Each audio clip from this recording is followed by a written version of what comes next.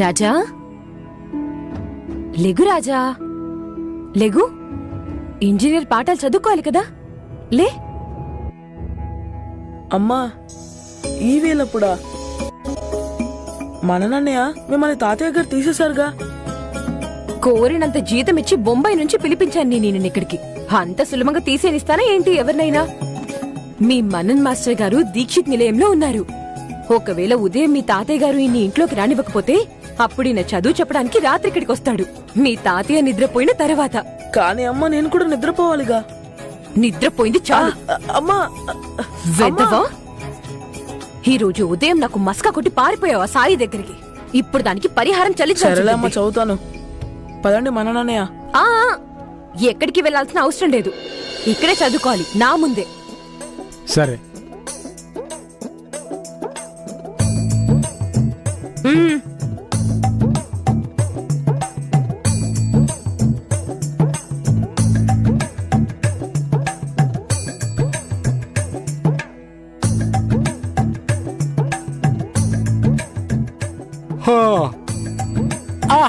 Manan master గారు, మిమ్మల్ని ఇక్కడికి చదువు చెప్పడానికి పిలిపించాను, ఆవలింపులు తీయడానికి కాదు. సారీ ప్రహ్లాద్, పాఠం మొదలు పెడదాం. చాప్టర్ 2.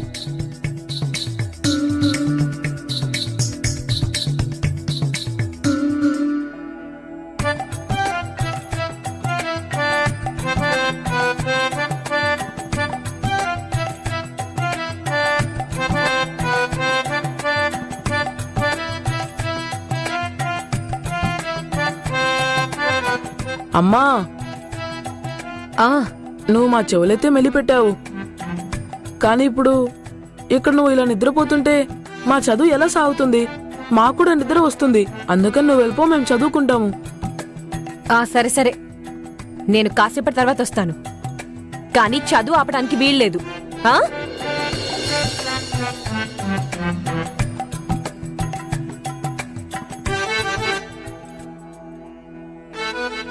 అన్నయ్య, మీరు కూడా నిద్రపోండి.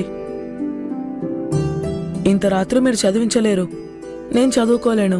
లేదు లేదు, మీ అమ్మ వచ్చిందంటే హంగామా చేస్తుంది. నాకు అమ్మ గురించి బాగా తెలుసు. ఒకసారి అమ్మకు నిద్ర పట్టిందంటే ఇక ఏకంగా ఉదయమే లేస్తుంది. మీరు కూడా ఇక్కడే పడుకోండి, నేను కూడా పడుకుంటాను. పరుపు అక్కడే ఉంది, తీసుకోండి. సరే, కానీ ఒక పని చెయ్యి.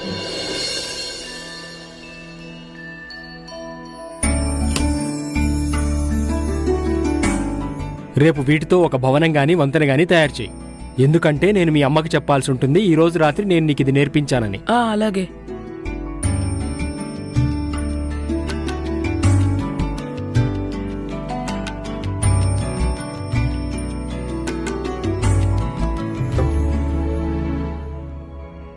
రాత్రేమో అమ్మ నన్ను ఇంజనీర్ పాటలు నేర్చుకోమని చెప్తుంది, ఇక పగలేమో తాతయ్య వైద్యం. కానీ నాకైతే ఈ రెండిటి మీద మనసు లేదు.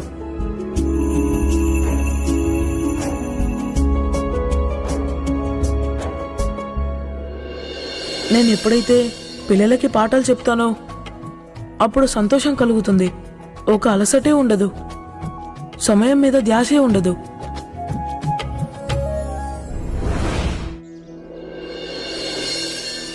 ప్రణామాలు సాయి. రాముడు మీకు మేలు చెయ్యాలి.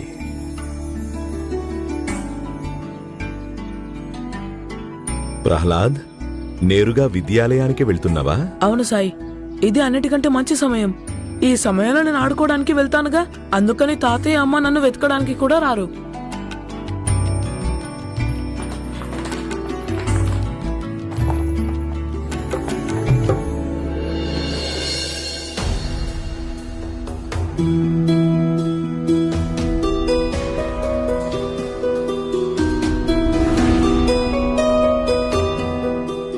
మనం వీటితో ఏదైనా వంతెన గాని భవనం గాని తయారు చేద్దాం.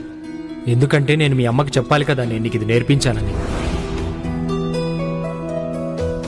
ప్రహ్లాద్ షిరిడీ అబ్బాయి. తన ఖాళీ సమయంలో ఈ మధ్య తను పేద పిల్లలకి చదువు చెప్తున్నాడు.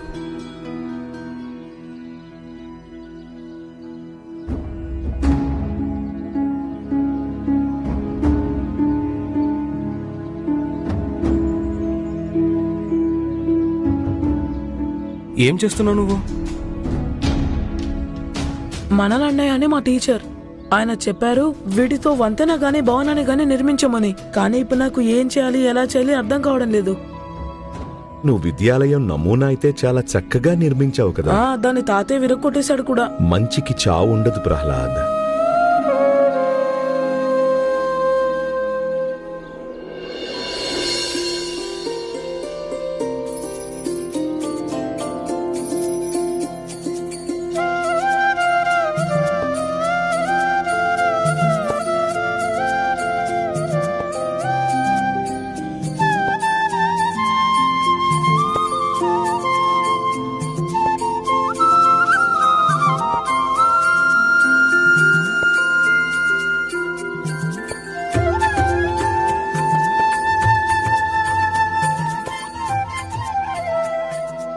చాలా సులభంగా కట్టేశాను, కానీ ఇందాక ఆలోచన రాలేదు ఎలా చేయాలో.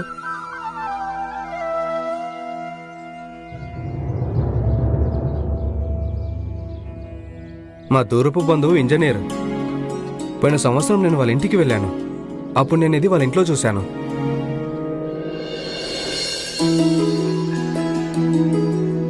ప్రహ్లాద్ విద్యార్థులు వచ్చారు. బాబు, ఇప్పుడు ప్రహ్లాద్ పిల్లలకి చదువు చెప్తాడు కదా, అప్పటిదాకా నువ్వు వీటితో ఏమైనా తయారు చేయడానికి ప్రయత్నం చేయొచ్చుగా. అలాగే సాయి. పదండి, మనం బయటికి వెళ్ళి మాట్లాడుకుందాం. సరే పిల్లలు, చాపలు పరుచుకొని ఎవరి స్థానంలో వాళ్ళు కూర్చోండి.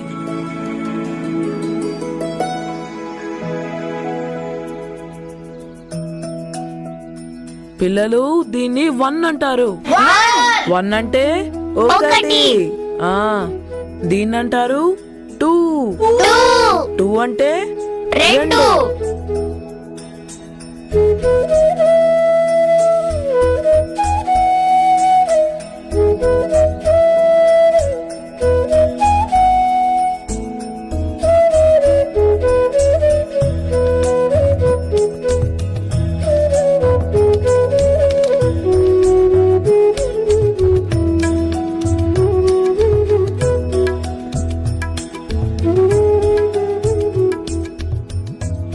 పిల్లలు, ఇక ఈ రోజుకి ఇది చాలు.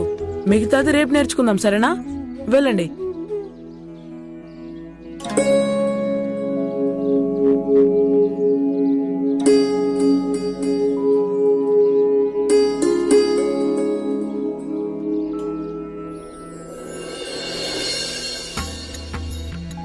ఇది అచ్చం మనన్ననే చేసిన వంతల్లానే ఉంది.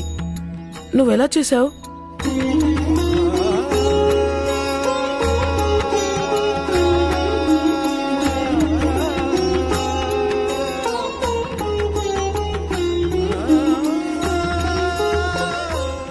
మా బాబాయ్ చెప్పాడు.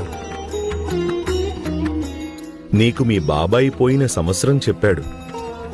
అయినా నువ్వు గుర్తుపెట్టుకున్నావు, నువ్వు తయారు చేశావు కూడా. కాని ప్రహ్లాద్, నీకు మనన్ కొన్ని రోజుల ముందే నేర్పించాడు. కాని నీకు గుర్తులేదు, నువ్వు తయారు చేయలేకపోయావు కూడా. ఎందుకో తెలుసా? ఎందుకు? ఎందుకంటే ఏ పని మీదైతే మనిషికి ఆసక్తి ఉండదో, దేనివల్లైతే వాళ్లకి సంతోషం ఉండదో, దానిలో వాళ్ళు విజయం సాధించడం చాలా కష్టం. పోనీ ఒకవేళ విజయం సాధించినా వాళ్ళు సంతోషంగా ఉండలేరు. కాబట్టి వాళ్ళదే పని చెయ్యాలి, దేంట్లో అయితే వాళ్ళకి సంతోషం కలుగుతుందో. అన్నయ్య, మేం నిన్ను ఒకటి అడగాలనుకుంటున్నాం. చెప్పండి. అన్నయ్య, రేపు నీ పుట్టినరోజు. నువ్వు మా కోసం ఎన్నో చేశావు. అందుకని మాకు చాలా కోరికగా ఉంది, రేపు నీ పుట్టినరోజుని మేము ద్వారకామాయిలో చేద్దామని. ప్రహ్లాద్, నిన్ను చూస్తే చాలా గర్వంగా ఉంది. నువ్వీ పిల్లల జీవితాల్లో గురువు బాధ్యతని తీసుకున్నావు. ఈ ప్రేమ దానికి ఫలితమే. కానీ ఇవన్నీ చేయడం వల్ల నాకు సంతోషం కలుగుతుంది సాయి. ఇవన్నీ నేను నా సంతోషం కోసమే చేస్తున్నాను.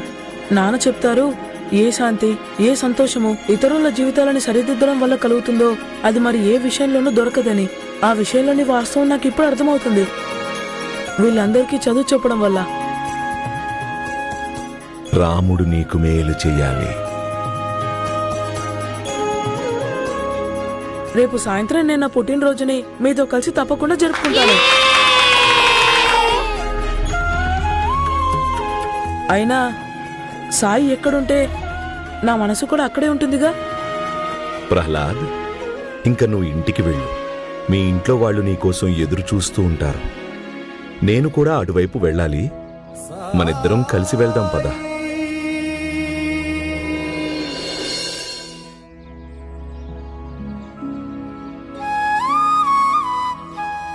సాయం చేయండి. ప్రహ్లాద్, నువ్వు అలా వెళ్తూ ఉండు, నేను వస్తాను.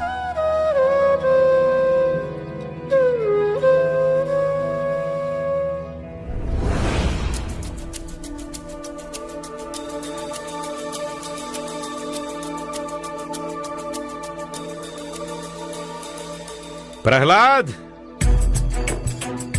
ఇట్రా.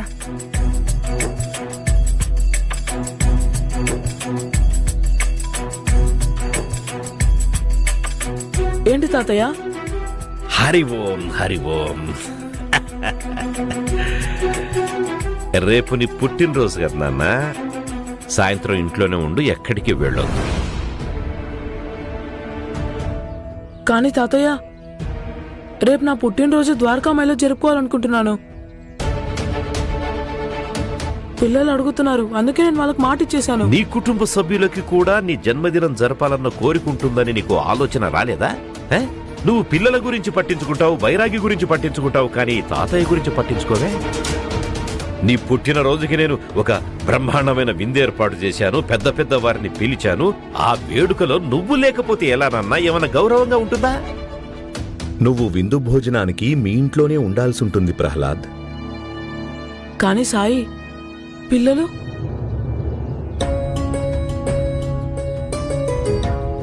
పిల్లల్ని నువ్వు మధ్యాహ్నం కూడా కలవచ్చు.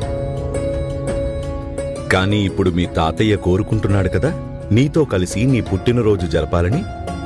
కాబట్టి నువ్వు ఈయన కోరికను కూడా గౌరవించాలి. పిల్లలకి నేను నచ్చజెబుతాను, కానీ తాతయ్య కోరికకి విలువ ఇవ్వటం నీ ధర్మం. సరే తాతయ్య.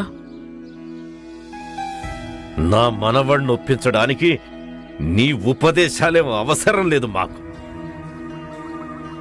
ఇంకొక్కసారి మా విషయంలో జోక్యం చేసుకున్నావో హరి ఓం.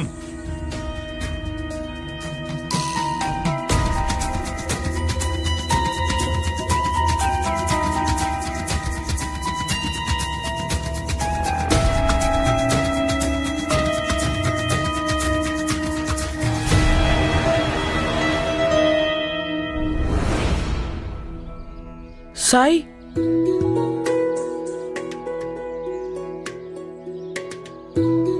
సాయి మీరు చెప్పారనే నేను ఒప్పుకున్నాను. ఇప్పుడు నేను కోరుకుంటున్నాను మీరు కూడా నా పుట్టినరోజుకి రావాలని. ప్రహ్లాద్, నేనొచ్చినా రాకపోయినా నా ఆశీస్సులు నీ వెంటే ఉంటాయి. లేదు సాయి, ఇప్పుడు నేను మీరు చెప్పినట్లు వింటున్నానుగా. మీరు కూడా నా మాట వినాలి కదా. మీరు వచ్చి తీరాలి. బంధాలలో షరతులు ఉండవు ప్రహ్లాద్.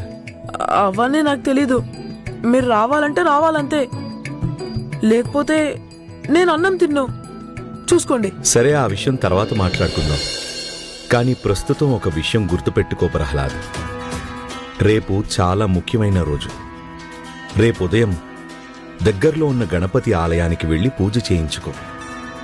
కొత్త సంవత్సరం ప్రారంభాన్ని వినాయక స్వామి ఆశీస్సులతో చేస్తే శుభకరంగా ఉంటుంది. నీకు అలాగే వేరే వాళ్లకు కూడా మేలు జరుగుతుంది. ఇంకెవరికి మేలు? అక్కడికి వెళ్ళిన తర్వాత నీకే తెలుస్తుంది.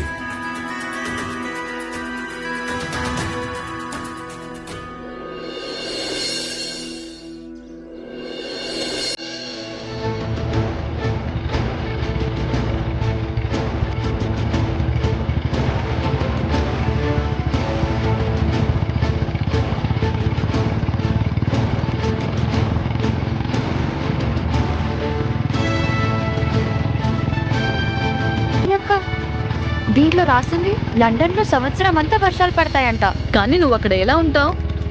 నీకు వర్షంలో తడిస్తే ఆరోగ్యం చెడిపోతుంది. అయితే అక్కడ తను ఏమైనా రోడ్ల మీద ఉంటుందా ఏంటి? సోనాలి, నీకొక విషయం చెప్పడం మర్చిపోయాను. దాదర్లో నీకోసం ఒక పెద్ద బంగ్లా ఒకటి చూసి పెట్టాను. కిటికీలో నుంచి సముద్రం మొత్తం కనిపిస్తుంది. రేపు తిరిగెళ్ళిన తర్వాత నేను నీకు చూపిస్తాను. నాకు సముద్రం మీద కాదు, క్వీన్స్ రివర్ మీద ఇంట్రెస్ట్ ఉంది. నేను లండన్ వెళ్ళాలి. ఎంతో విన్నాను, చదివాను. అసలు నాకు ఇప్పుడు నేను లండన్లోనే ఉన్నట్టు అనిపిస్తుంది. నా కళ్ళ అక్కడే చదువుకోవాలని, అక్కడే స్థిరపడాలని. అయినా ముంబైలో ఏముంది?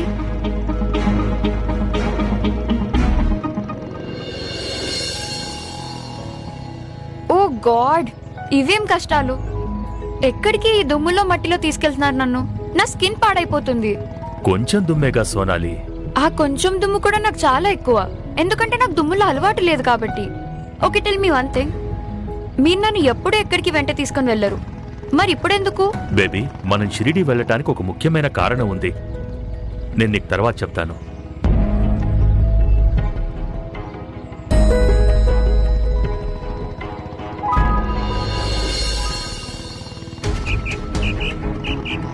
కారాపు, కారాపు త్వరగా. ఏమైంది? నానా, అటు చూడండి, పక్షి. నాకది కావాలి. ఇదేం పిచ్చి సోనాలి?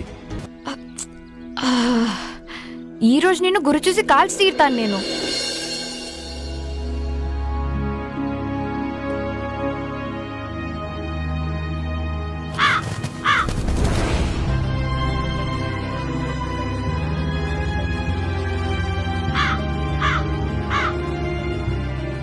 భయపడకు. భగవంతుడు అందరి గురించి ఆలోచిస్తాడు. ఆయన ఎవరో ఒకరిని పంపిస్తాడు నీ నేస్తాన్ని కాపాడ్డానికి.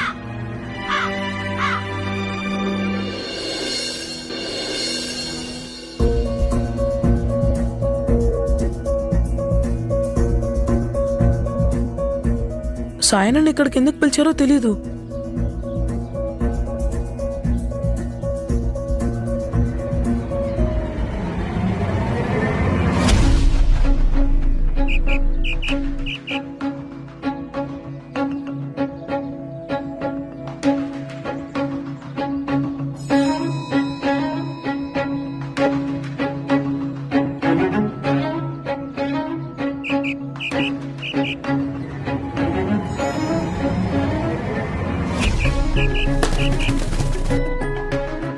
అరే, మళ్ళీ ఎగిరిపోయింది.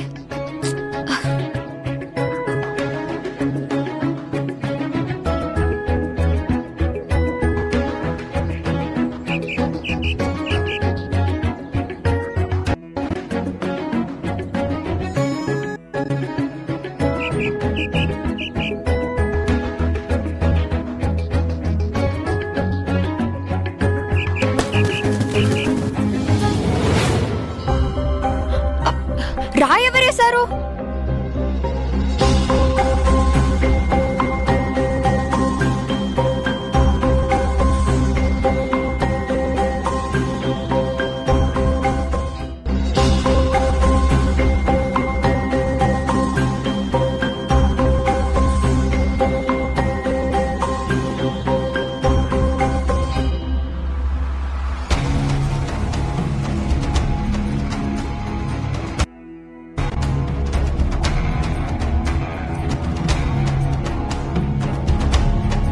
ఏం చేస్తున్నావు నువ్వు?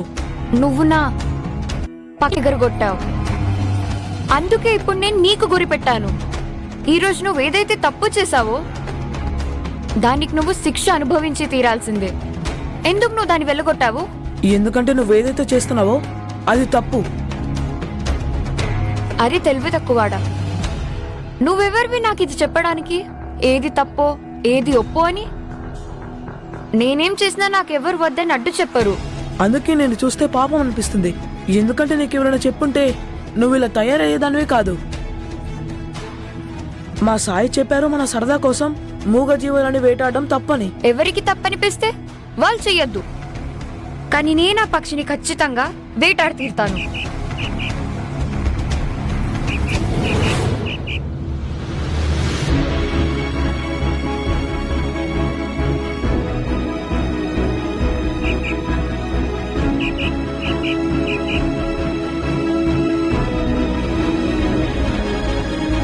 ఒకవేళ ఆ పక్షికి పిల్లలుంటే?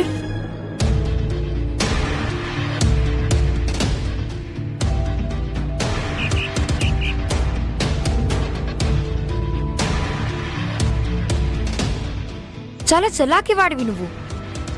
ఇంకెప్పుడు నా దారి కడ్డు రావద్దు. ఇప్పటికీ నీ మీద దయ తలచాను. ఏమో ఇంకోసారి నీ మీద బుల్లెట్ పేల్చకుండా దయ తలవకపోవచ్చు.